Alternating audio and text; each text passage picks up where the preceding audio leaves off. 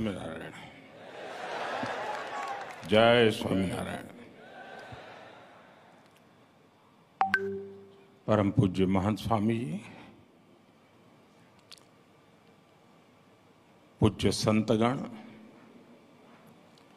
Governor Shri, मुख्यमंत्री श्री और उपस्थित सभी सत्संगी परिवारजन,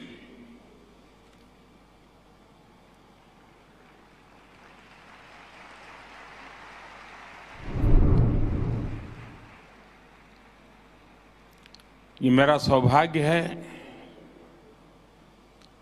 कि मुझे इस ऐतिहासिक कार्यक्रम में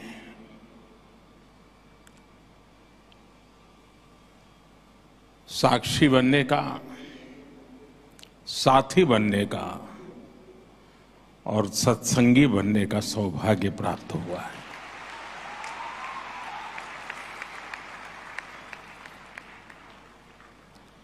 इतने बड़े स्तर पर और एक महीने भर चलने वाला एक कार्यक्रम, और मैं नहीं मानता हूं ये कार्यक्रम सिर्फ संख्या के हिसाब से बड़ा है, समय के हिसाब से काफी लंबा है, लेकिन यहां जितना समय मैंने बिताया, मुझे लगता है कि यहां एक दिव्यता की अनुभूति है।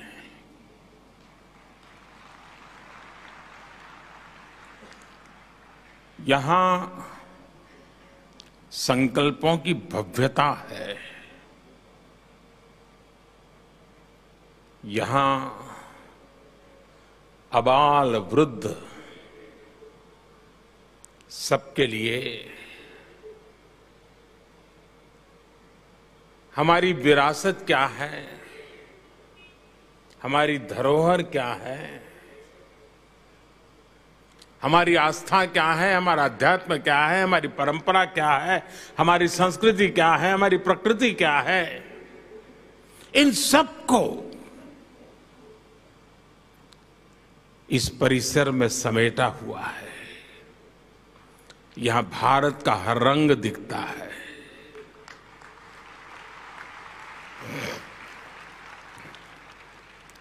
मैं इस अवसर पर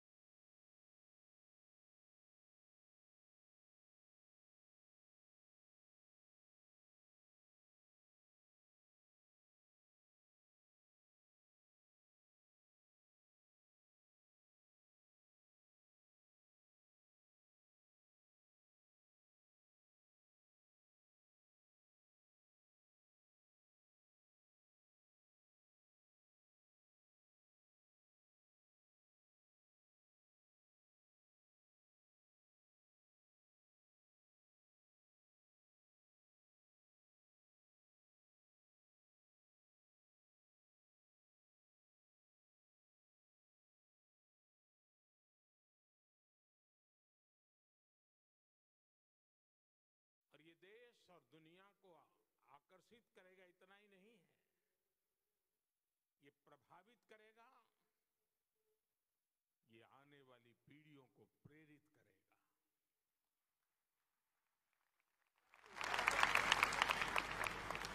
15 जनवरी तक पूरी दुनिया से लाखों लोग मेरे पिता तुल्य पूज्य प्रमुख स्वामी जी के प्रति श्रद्धा व्यक्त करने के लिए यहां पधारने वाले हैं।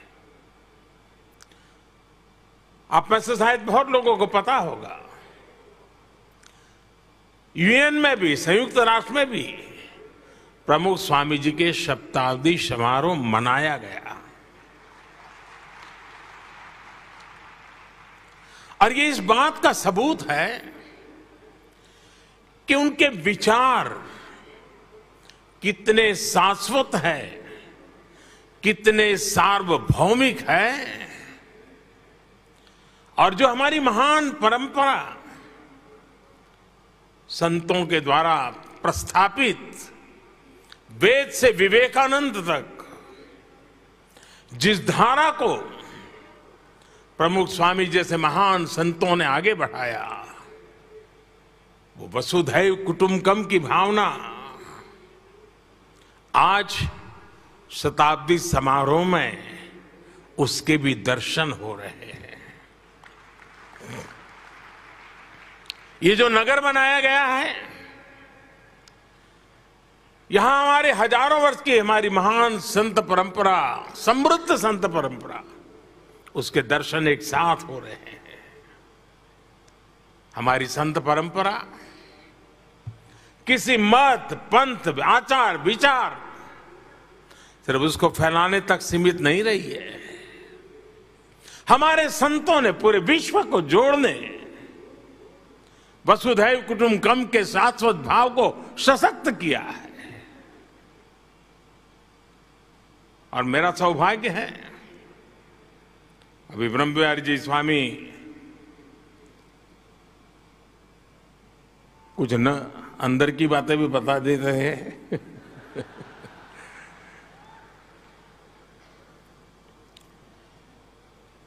बाल्यकाल से ही एक मेरे मन में कुछ ऐसे ही क्षेत्रों में आकर्षण रहा, तो प्रमुख स्वामी जी के भी दूर से दर्शन करते रहते थे। कभी कल्पना नहीं थी उन तक निकट पहुंचेंगे, लेकिन अच्छा लगता था। दूर से भी दर्शन करने का मौका मिलता था, अच्छा लगता था। आयु भी बहुत छोटी थी, लेकिन जिज्ञासा बढ़ती जाती थी। कई वर्षों के बाद 1981 में मुझे पहली बार अकेले में उनके साथ सत्संग करने का सौभाग्य मिला।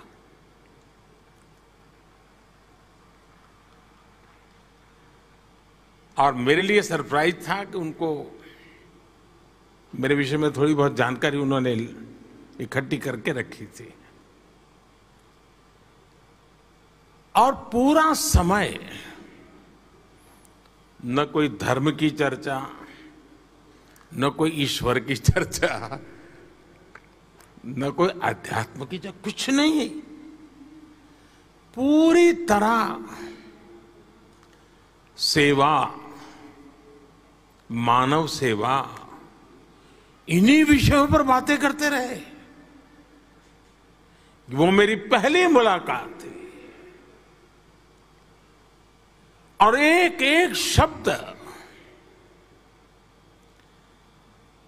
मेरे हृदय पटल पर अंकुरित होता जा रहा था। और उनका एक ही संदेश था कि जीवन का सर्वोच्च लक्ष्य सेवा ही होना चाहिए। अंतिम सांस तक सेवा में जुटे रहना चाहिए। हमारे यहां तो शास्त्र कहते हैं नर सेवा ही नारायण सेवा है, जीव में ही शिव है।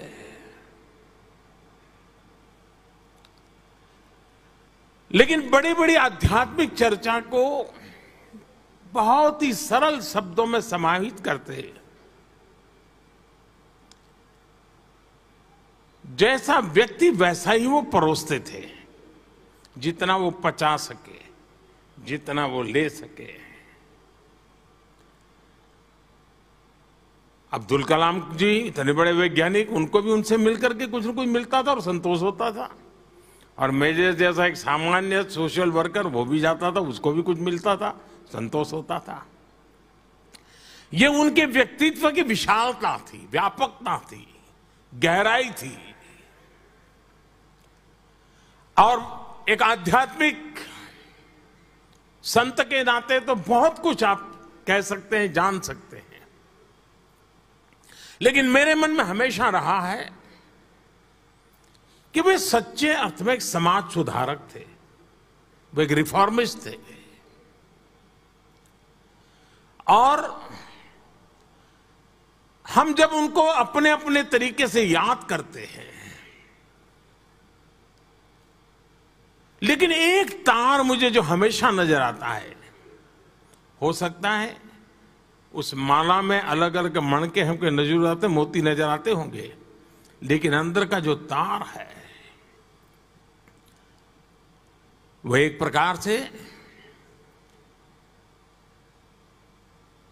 मनुष्य कैसा हो, भविष्य कैसा हो, व्यवस्थाओं में परिवर्तनशीलता क्यों हो, अधिष्ठान आदर्शों से जुड़ा हुआ हो, लेकिन आधुनिकता के सपने आधुनिकता की हर चीज को स्वीकार करने वाले हो। एक अद्भुत संयोग, एक अद्भुत संगम। उनका तरीका भी बड़ा अनूठा था। उन्होंने हमेशा लोगों के भीतर की अच्छाई को प्रोत्साहित किया। कभी ये नहीं कहा भाई तुम है ऐसा करो, ईश्वर का नाम लो ठीक हो जाएगा, नहीं। होगी तुम्हारी कमियां होगी, मुसीबत होगी, लेकिन तेरे अंदर ये अच्छाई है, तुम उस पर ध्यान केंद्रित करो। और उसी शक्ति को वो समर्थन देते थे, खाद पानी डालते थे। आपके भीतर की अच्छाइयां ही आपके अंदर आ रही पनप रही बुराइयों को वहीं पर खत्म कर देगी। ऐसा एक उच्च विचार और सहज शब्दों में वो हमें बताते रहते थे। और इसी माध्यम को उन्होंने एक प्रकार से मनुष्य के संस्कार करने का, संस्कारित करने का, परिवर्तित करने का माध्यम बनाया। सदियों पुरानी बुराइयां जो हमारे समाज जीवन में, ऊंच नीच भेदभाव, उन सबको उन्होंने खत्म कर दिया। और उनकी व्यक्तिगत स्पर्श रहता था और उसके कारण ये संभव होता था। मदद सबकी करना, चिंता सबकी करना, समय सामान्य रहा हो या फिर चुनौती का काल रहा हो। पूज्य प्रमुख स्वामी जी ने समाज हित के लिए हमेशा सबको प्रेरित किया, आगे रह करके, आगे बढ़ करके योगदान दिया। जब मोरबी में पहली बार मच्छू डैम की तकलीफ हुई, मैं वहां वॉलेंटियर के रूप में काम करता था। हमारे प्रमुख स्वामी, कुछ संत, उनके साथ सत्संगी, सबको उन्होंने भेज दिया था।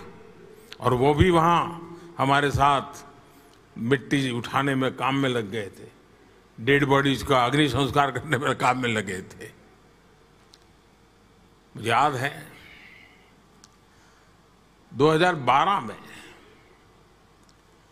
मुख्यमंत्री पद की शपथ लेने के बाद मैं उनके पास गया। आमतौर पर मैं मेरे जीवन के जो भी कई महत्वपूर्ण पड़ाव आए होंगे, प्रमुख स्वामी के पास अवश्य गया। शायद बहुत कम लोगों को पता होगा, मैं 2002 का चुनाव लड़ रहा था।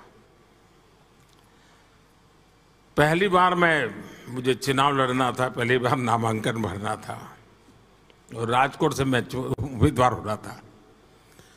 तो वहाँ 2 संत मौजूद थे। मैं जब वहाँ गया तो उन्होंने मुझे एक डिब्बा दिया। मैंने खोला तो अंदर एक पेन थी। तो उन्होंने कहा कि प्रमुख स्वामी ने भेजा है, आप जब नामांकन में हस्ताक्षर करेंगे तो इस पेन से करना।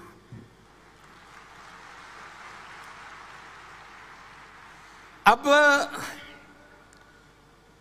वहां से लेकर मैं काशी चुनाव के लिए गया, एक भी चुनाव ऐसा नहीं है जब मैं नामांकन करने गया और उसके लिए मुझे हस्ताक्षर करने के लिए पेन पूज्य प्रमुख स्वामी जी के व्यक्ति आकर के खड़े न हुआ।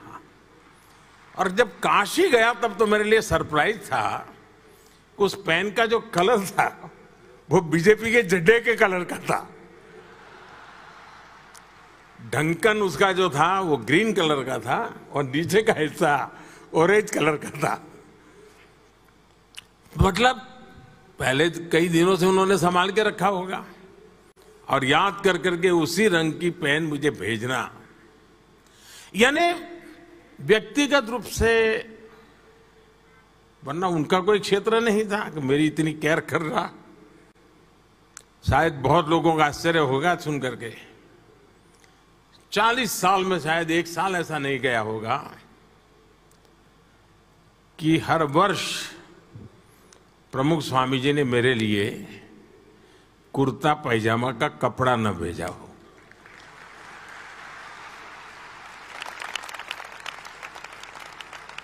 और ये मेरा सौभाग्य है। और हम जानते हैं बेटा कुछ भी बन जाए, कितना ही बड़ा बन जाए, लेकिन माँ बाप के लिए तो बच्चा ही होता है।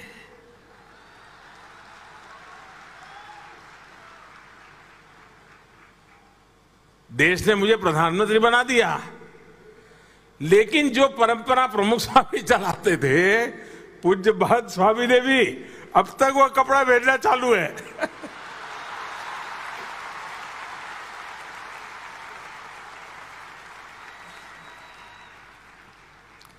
यानी ये अपनापन, और मैं नहीं मानता हूं कि ये संस्थागत पीआरशिप का काम है, नहीं, एक आध्यात्मिक नाता था, एक पिता पुत्र का स्नेह था, एक अटूट बंधन है।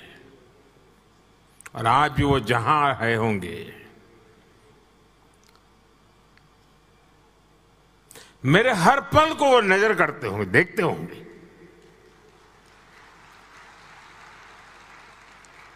बारीकी से मेरे काम को जांचते होंगे। उन्होंने मुझे सिखाया, समझाया, क्या मैं उसी राह पे चल रहा हूं कि नहीं चल रहा हूं, वो जरूर देखते होंगे।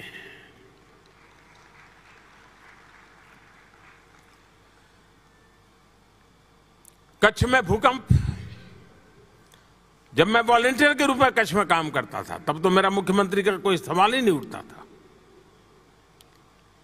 लेकिन वहां सभी संत मुझे मिले तो सबसे पहले, भाई तुम्हारी खाने की क्या व्यवस्था है? मैंने कहा मैं तो अपने कार्यकर्ताओं के यहाँ पहुंच जाऊंगा।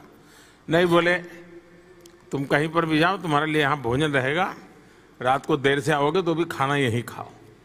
यानी मैं जब तक भूज में काम करता रहा, मेरी खाने की चिंता प्रमुख स्वामी ने संतों को कह दिया होगा, दे पीछे पड़े रहते थे मेरे। यानी इतना स्नेह, इतना। और मैं ये सारी बातें कोई आध्यात्मिक बातें नहीं कर रहा हूं जी, मैं तो एक सहज सामान्य व्यवहार की बातें कर रहा हूं आप लोगों के साथ। जीवन के कठिन से कठिन पलों में शायद ही कोई ऐसा मौका होगा कि जब प्रमुख स्वामी ने खुद ने होकर के मुझे बुलाया ना हो या मेरे से फोन पे बात न की हो, शायद ही कोई घटना होगी। मुझे याद है, मैं वैसे अभी वीडियो दिखा रहे थे, उसमें उसका उल्लेख था। 91-92 में श्रीनगर के लाल चौक में तिरंगा झंडा फहराने के लिए मेरी पार्टी की तरफ से एक एकता यात्रा की योजना हुई थी। डॉक्टर मुरली मनोहर जोशी जी के नेतृत्व में वो यात्रा चल रही थी और मैं उसकी व्यवस्था देखता था। जाने से पहले मैं प्रमुख स्वामी जी के आशीर्वाद लेके गया था, तो उनको पता था कि मैं कहाँ जा रहा हूँ, क्या कर रहा हूँ। हम पंजाब से जा रहे थे तो हमारी यात्रा के साथ आतंकवादियों की भीड़ हो गई, हमारे कुछ साथी मारे गए। पूरे देश में बड़ी चिंता का विषय था कि गोलियां चली, काफी लोग मारे गए थे। और फिर वहीं से हम जम्मू पहुंच रहे थे। हम श्रीनगर लाल चौक तिरंगा झंडा फहराया, लेकिन जैसा ही मैंने जम्मू में लैंड किया, सबसे पहला फोन प्रमुख स्वामी जी का। और मैं कुशल तो हूं ना, चलिए ईश्वर तुम्हें आशीर्वाद दें, आओगे तो फिर मिलते हैं, सुनेंगे तुमसे कुछ क्या हुआ। सहज सरल। मैं मुख्यमंत्री बन गया। अक्षरधाम के सामने ही 20 मीटर की दूरी पर मेरा घर, जहां सीएम निवास था, तो मैं वहां रहता था। और मेरा आने जाने का रास्ता भी ऐसा कि जैसे ही निकलता था तो पहले अक्षरधाम शिखर के दर्शन करके ही मैं आगे जाता था। तो सहज नित्य नाता, और अक्षरधाम पर आतंकवादियों ने हमला बोल दिया तो मैंने प्रमुख स्वामी जी को फोन किया, इतना बड़ा हमला हुआ है, इतने लोगों, मैं हैरान था जी। हमला अक्षरधाम पे हुआ है, संतों पर क्या बीती होगी, गोलियां चली।